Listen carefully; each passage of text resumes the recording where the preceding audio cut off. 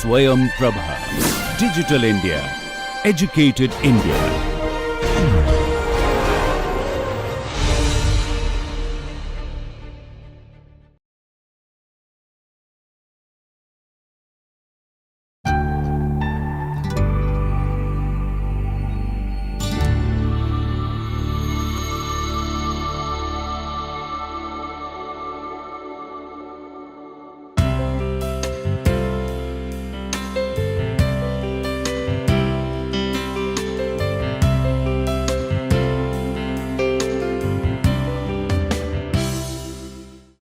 Good morning and welcome to the first lecture of my course Partition of India in Print, Media and Cinema. I am Dr. Sharbani Banerjee from the Department of Humanities and Social Sciences, IIT Roorkee. So, even before we begin to talk about Partition of India, we might inquire why this topic is relevant today in 2022. So, we have to understand that the partition is far from a frozen topic. I would like to begin with reading a paragraph from an introductory chapter written by Anjali Geraroy and Nandi Bhatia from the book Partition Lives, Narratives of Home Displacement and Resettlement. So, Roy and Bhatia observe that on 28th May 2005, the Tribune, a newspaper published from Chandigarh, reported on the potential eviction of partition refugees in Rajpura, Punjab from their temporary government allotted accommodation, lovingly called Kasturba Seva Ashram by its inhabitants. The government's attempt to reclaim its land provoked panic amongst these refugees who faced the prospect of another displacement. Even though the Pepsu Township Development Board that issued the notice for eviction provides unsafe construction as the reason for the notice, the underlying motive for eviction and reclamation may be the soaring property price of the land. The story itself remains a local affair, and despite the attention that partition has received, especially since 1997, with the emergence of scholarly investigation of a deeply introspective nature on the ongoing trauma of partition with its varied memories and meanings for ordinary people, this story remains excluded from national attention. So, we see that even at the turn of the century, as late as 2005, we have local news that do not make it at the national level, which tell us why partition still keeps coming back as a haunting ghost, right, in today's time.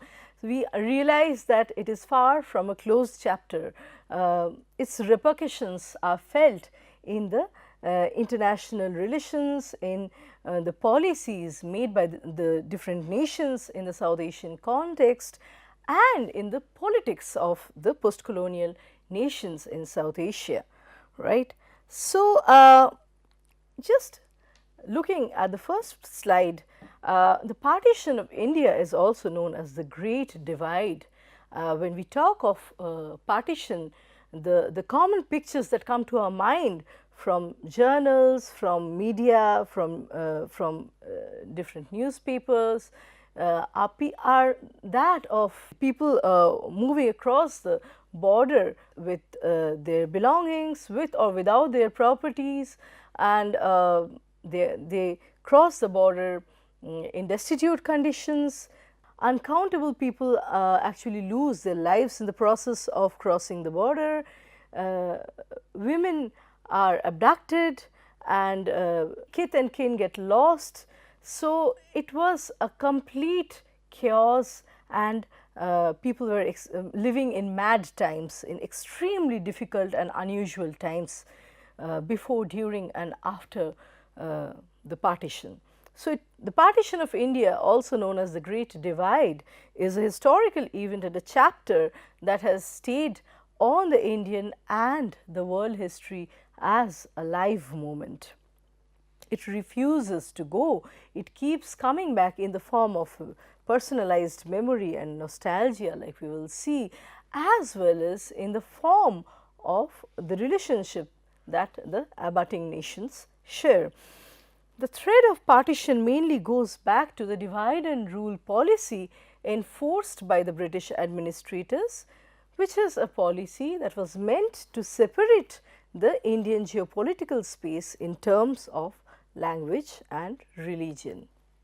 As Indians, we celebrate 15th of August as the day of freedom, the Independence Day, when we broke the shackles of colonial rule. However, many a times we forget that the same day coincides with the cracking of the subcontinent into India and Pakistan. The triumph of independence was tarnished by unimaginable violence and bloodshed. So, in August 1947, after almost 300 years of rule in India, the British finally left. However, the legacy that they left behind through their policies, which we are going to discuss in our ensuing lectures, we see that all these British policies were responsible for partitioning the subcontinent into two independent nation states, the Hindu majority India and the Muslim majority Pakistan.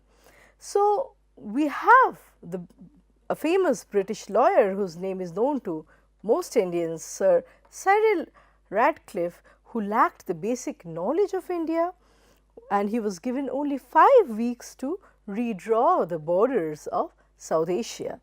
So, and it is popularly believed that Sir Cyril Radcliffe imposed the boundary award from above.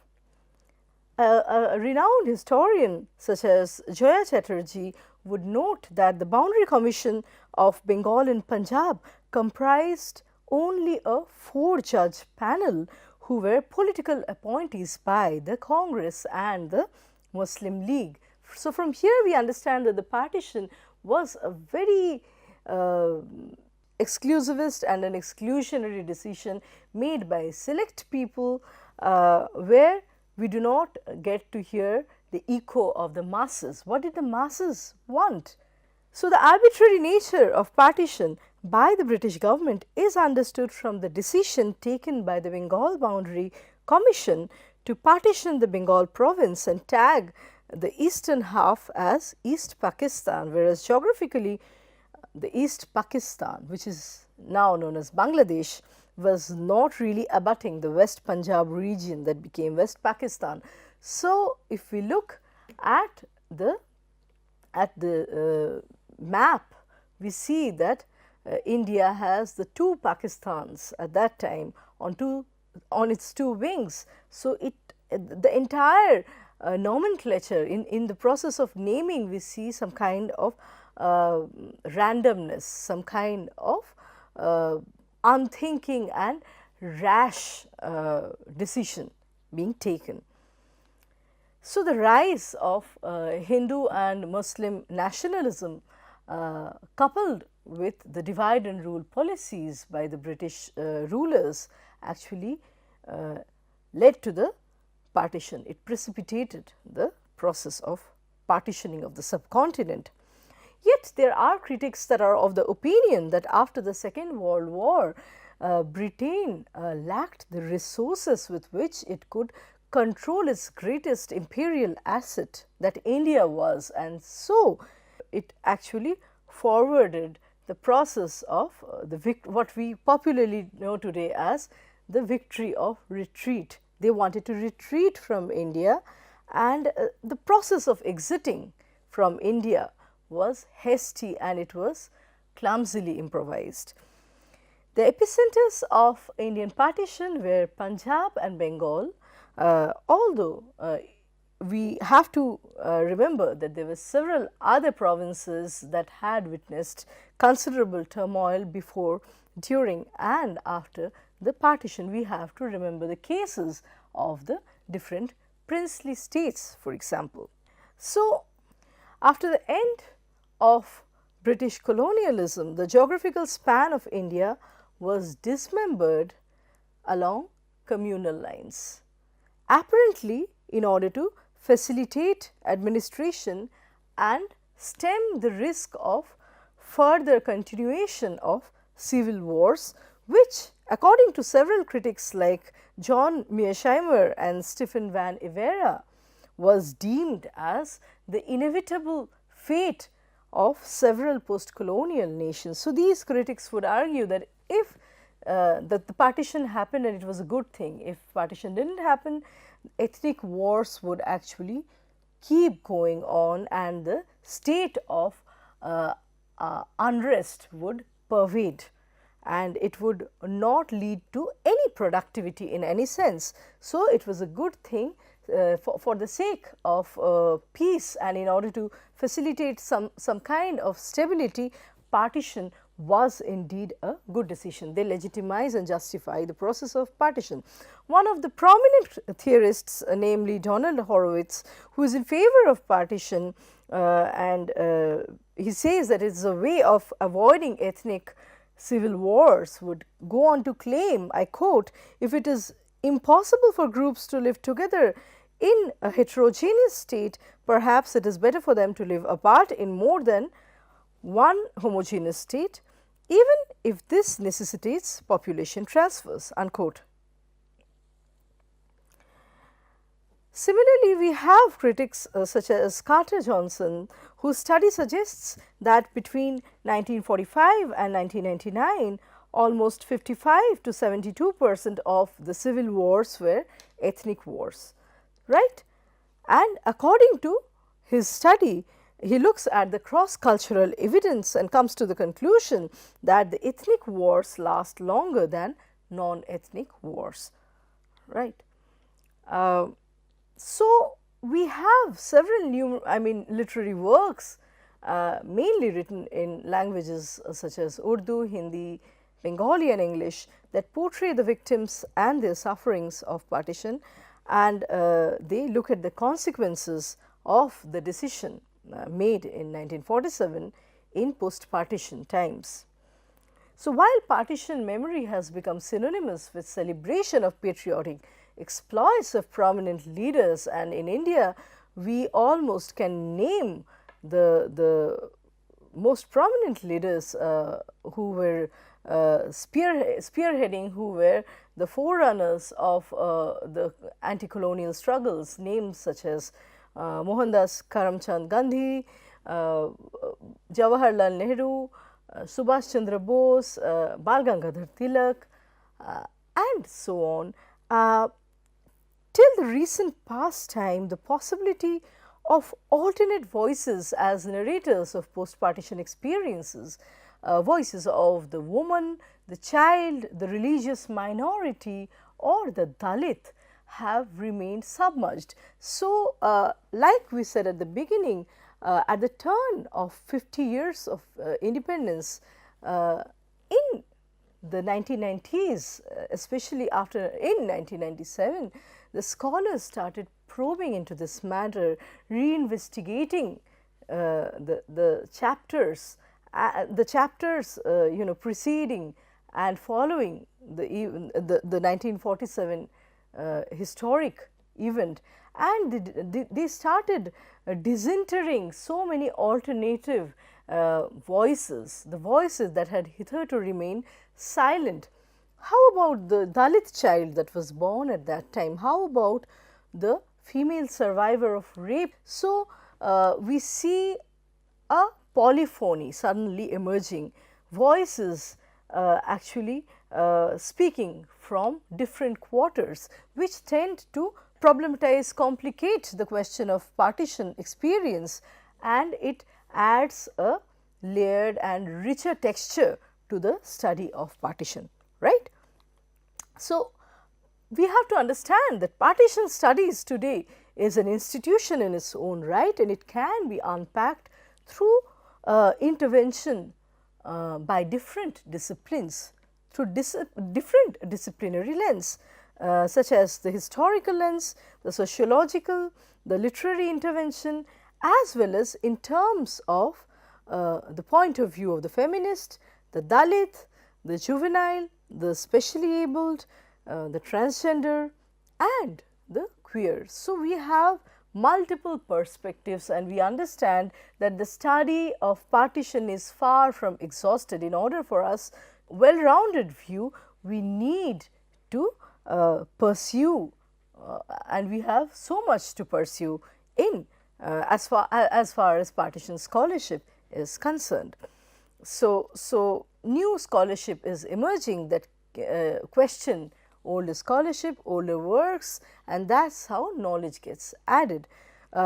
We have prominent names such as Partha Chatterjee, Mushirul Hasan and Gyanendra Pandey that have examined the partition from the subaltern's perspective. Ravinder Kaur, Ranabir Samaddar, Gurharpal Singh and Ian Talbot that have studied the socio-historical and political aspects of the stratified Punjabi and Bengali refugee identities in the post-partition India. Then of course, when we are talking about feminist scholarship within partition studies, we have seminal works, we have path-breaking contributions by scholars such as Urvashi Butalia, Ritu Menon and Kamla Bhasin, who have produced very important feminist interpretations of the partition catastrophe, incorporating interviews of West Punjabi women that survived and witnessed brutality. And so Butalia, Menon and Bhasin have explored the bureaucratic process of rehabilitation and problems that these processes provoked over the post-partition years. So, scholars such as Nandi Bhatia, Jildidur and Mushirul Hasan point to the importance of studying the marginal voices and the vital role that unofficial memorialization plays in literature. Oral histories, accounts and reminiscences have a supplementary value that celebrate the personal access and bring to light the unexplored or rather underexplored dimensions of partition. So, scholars such as Nandi Bhatia, Jildidur and Mushirul Hasan emphasize the importance of studying the marginal voices and the vital role that unofficial memorialization plays in literature. So, they argue that what we see in formal history could be lopsided and basically, like we say, history is his story. So, what happens to her story, their story, the ones that are at the fringes, at the margins. So, we need as a way of obtaining a more well-rounded picture of partition, we need to incorporate the different layers of voices and the different types of experiences that give us an assorted picture, a more comprehensive picture of partition. So, oral histories, accounts and the process of remembering, unofficial remembering or reminiscences have a supplementary value that celebrate the personal access and they bring to the light the underexplored or unexplored terrains of partition studies. So, when we talk of partition, we have to remember that while the proponents of the two-nation theory, which clearly Muhammad Ali Jinnah and R.C. Majumdar were, and they argued for this division, they actually stuck to their, they obstinately wanted the division along communal lines. There indeed were other motivations too, which played significant roles in the division of the subcontinent. These factors, when we study these factors, we see that the Hindu-Muslim rhetoric is only at the surface. Beneath this, we have the question of class. So, we see that the Hindu-Muslim rhetoric is only the tip of the iceberg, and when further delving into this factor, we discover other factors which include the question of class, the question of caste, the question of language and regional politics, right. So, Gyanendra Pandey is a very important scholar that has researched on partition, and he points at two turns of event after 1947 that jeopardizes clean decision that the partition actually vouched for. The partition guaranteed peace in exchange for division along communal lines, but we see two dates in history. One is 1971, where we have the liberation war of Bangladesh, which goes on to prove that the Muslim are in fact not a homogeneous identity. There were clashes in terms of different ethnicities, different languages, and it gave birth to a new nation that we have today, which is Bangladesh. And we have the second chapter in history, which was in 1984, the Sikh massacres, because the Sikhs demanded for a separate Khalistan, which proves that the kind of Hindu-Sikh peaceful coexistence that people imagined was also a myth, right. So, we understand that India is polyphonous, polyethnic, multi-religious. There are so many languages, multi-linguistic nation, where it is very difficult to have exclusive homogeneous spaces.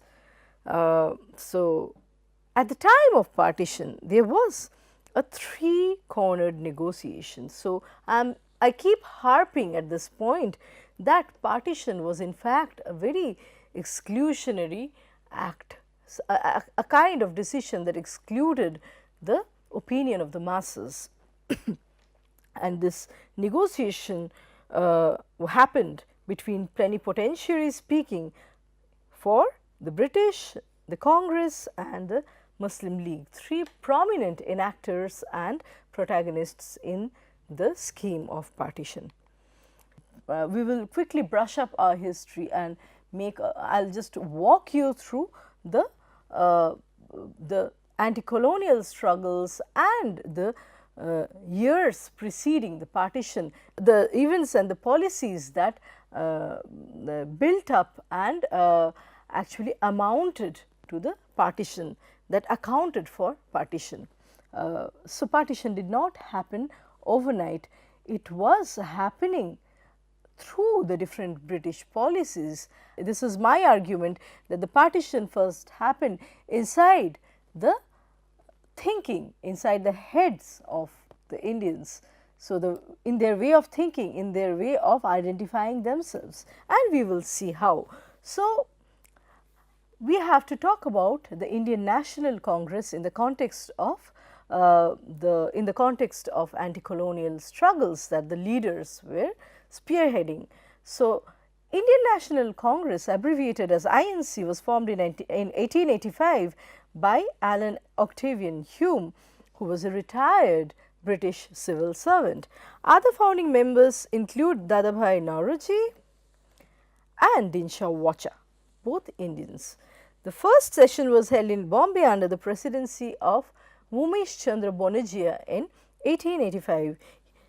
The Congress was basically a movement of and by the upper and middle class Indians who were western educated, and most of them were moderates, right. So, I would just like for you to look at the name Umesh Chandra Bonejia. He was from Bengal and his name was pronounced in an Indian way, it would be Umesh Chandra Banerjee, but he obviously liked his name to be pronounced with in an anglicized fashion. So, this gives us the impression of the elitist nature or disposition or the western exposure of the members of Indian National Congress in its moderate phase.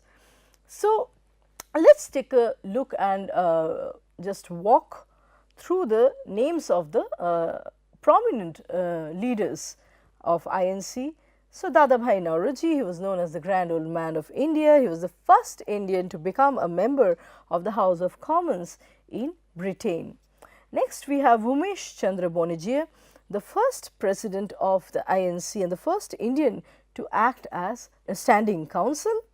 Next, we have G. Subramania Iyer, who founded the Hindu newspaper, and this was the medium that he used for criticizing British imperialism. Iyer was also co-founder of the Madras Mahajan Sabha.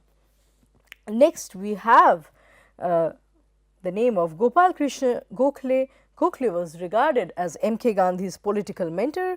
He had founded the Servants of India Society. And we have Sir Surendranath Banerjee. He was known as Rashtraguru or Indian Burke. He founded the Indian National Association, which later merged with the INC. He had cleared the Indian Civil Service, but was discharged due to racial discrimination. So, Indian nationalism arose in the later half of the 19th century as a result of various factors, which included the Indians, especially the elite Indians, exposure to Western education, to English education. They were traveling to London to earn their degrees. They were learning about the British administration, the British policies, and they could actually decipher and identify the unfair nature of these policies. And so, there were leaders emerging from within the Indian community. There were leaders emerging from the Indian community that were responsible for, that were undertaking the tasks of socio-religious reforms, and they were challenging different British policies. So, with knowledge, they were starting to understand their own position, and they were also becoming agents. They wanted to become agents. That is how the question of self-rule, the question of Swaraj, would emerge later on, right. For example, in close as a result of familiarity with Christianity, in Bengal, we had the development of the Brahmos that broke away from Hindus, and they formed an alternative Samaj or society, the Brahma Samaj, and the forerunners, the founders of this Samaj included Raja Ram Mohan Roy, of course, and Keshav Chandra Sen, and these leaders were actually responsible for so many reforms that included especially widow remarriage, and then they wanted to abolish child marriage in a society, and so it was a way of developing or revisiting and improving the status of the women in society. So, they protested against the Sati Daha, the burning of the woman after her husband died, burning of the widow after her husband died, and so on. So, we see that with Western education in fact becomes a boon for a lot of Indian nationalists who are responsible for making the larger society aware in many ways. So, in 1885, the Indian National Congress was formed, which played a significant role in India's freedom movement. The time period between 1885 to 1905 is known as the moderate phase. The leaders that were prominently functioning during this period are called the moderates. The name itself suggests that they were in favor of the middle path against the British Empire, and they relied in restraint in demonstrating through peaceful methods, and in this way they would like to achieve their aims rather than resorting to any violence or confrontation, right. So, the focus of the moderates was to educate people, to arouse a sense of political consciousness, agency among the masses, and enable them to form their own opinion. So, the moderates criticized the government by using print media such as newspapers and journals. Their major demands included more powers for the local bodies of legislative councils, separation of the judiciary from the executive, abolition of salt tax, reduction of spending on army, and so on. And so they were fighting for civil rights, which include one's right to speech, right to thought, express oneself freely, right to association, and so the Indians wanted to build their sense of nationalism, their sense of a national pride through modern democratic means, and they would like to propagate their ideas through the medium of a free press and through campaigns. So, demands by the moderate Congress included education of the masses and organizing public opinion, making people aware of their rights, increasing expenditure on education of Indians. The Indian representation in the Executive Council and in the Indian Council in London was demanded. So, there was like I have already stated, there was demand for a change in the or reformation of the legislative councils, so which would mean separation of the executive from the judiciary. So, when we separate the executive from the judiciary, the court is not allowed to make a speedy and thereby an arbitrary trial. So, there is no randomness in execution of law. So, that needed to be ensured, so that no Indian is punished in a precipitate, in a rash manner. There is more consideration given, so the person can, the person found guilty can appeal and can actually plead for some justice, right. So, land revenue tax and ending peasant oppression.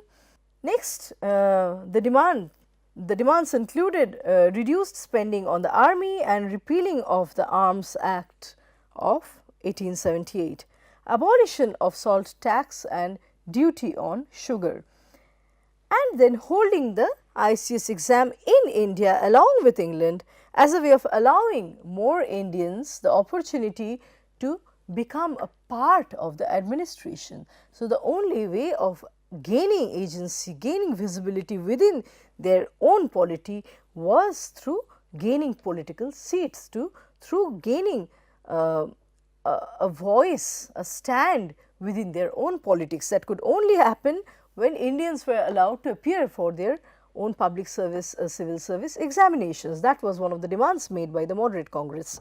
Next, the freedom of speech and expression and to form associations, end of economic drain of India by the British. Now, having spoken of moderates, we cannot not speak of the extremists. The partition of Bengal in 1905 had opened the eyes of the Indians to the true colours of the British rulers, and they had become squarely cognizant of what the British were planning to do in the name of administration. They were trying to basically they were trying to crack the consolidated power that the subcontinent was in terms of language, religion, provinces. So, we see that India is facing its first fissure along the lines of Bengal, right, in 1905.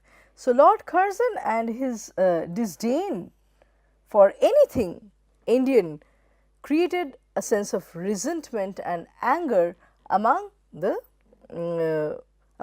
natives, the native Indians against the colonizers. And there was a fear among some leaders that the moderates with their westernized notions were trying to create an India in the image of the West. So, the extremists' premise was not really peaceful negotiation, but an aggressive assertion of one's unique identity and taking pride in one's identity, in one's native identity. So, they thought that they did not have to really emulate or develop their self in the image of the West. There was a revival of the national pride at that time, and the extremist leaders were greatly influenced by the growth of spiritual nationalism at that time. So, when we talk of the extremists, we have to think of someone like Sri Aurobindo, who was also a spiritual leader. We have to think of writing a great work by Bankim Chandra, such as the Anandamath, where he is talking of sannyasi revolution, and that is where he is composing the much acclaimed and well known song Vande Mataram for the first time. Who is this mother?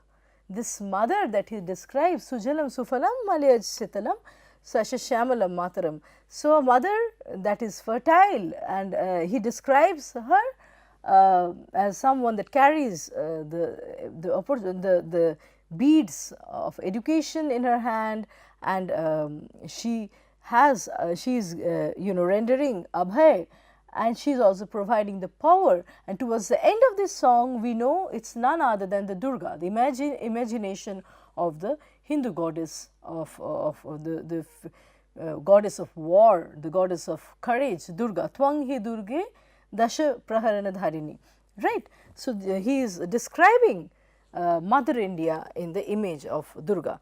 We see this influence of spiritual nationalism greatly among the extremists. They were informed by a religious fervor, right. They actually interspersed fervor with a nationalist fervor, right, the religious fervor with the nationalist fervor. So, the extremist goal was Swaraj. This neither meant complete autonomy and freedom from British, this either meant complete autonomy and freedom from British control, or a total Indian control over the administration. However, it may not at that time refer to a breaking away from Britain's imperial reign. This contrasted with the moderates' demand of only an increase in the share of Indians in the administration and military upper echelons. So, we see that the moderates' approach to independence, or in their role in the anti-colonial struggles, is through a process of political bargaining, through learning about the British policies and trying to obtain or earn a greater stake within that scheme, become stakeholders within the scheme developed under British administration. The extremist leaders involved wider sections of people in the movement. So, the extremists would be mostly from the masses. They were not coming, they were essentially not from the elite backgrounds. They involved the lower and the lower middle class people too, right. The ones that could not actually read and understand the British policies. They actually believed in dying or taking lives, the extremist path, like we say. They did not stick to the constitutional methods of protest and demand. They would rather resort to boycotts, strikes, and they also resorted to burning foreign made goods. They believed in confrontation, direct head on collision rather than persuasion. And they were strongly against the British imperialistic policies in India. They took pride in Indian culture and in Indian history. There was a revivalist tendency, reviving of the ancient Indian culture and ethos even before. So, a civilization that prospered and flourished before the British had come, long before the British had come. They looked at the ancient scriptures for inspiration and courage. They opposed westernization of Indian society by the British. So, we can have a quotation, a famous quotation by Bal Gangadhar Tilak that sums up everything that I was trying to explain about the extremists. Swaraj is my birthright and I shall have it. It is an assertive and a very strong statement made by Tilak. So, with this I would like to conclude today's lecture and I will see you in the next lecture. Thank you.